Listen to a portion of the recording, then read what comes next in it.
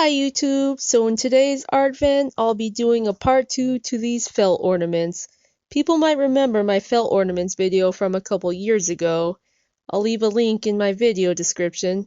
I since bought more and once again I'll be creating faces for the ornaments. I used a circle hole punch the size of the frame and punched through some colored cardstock.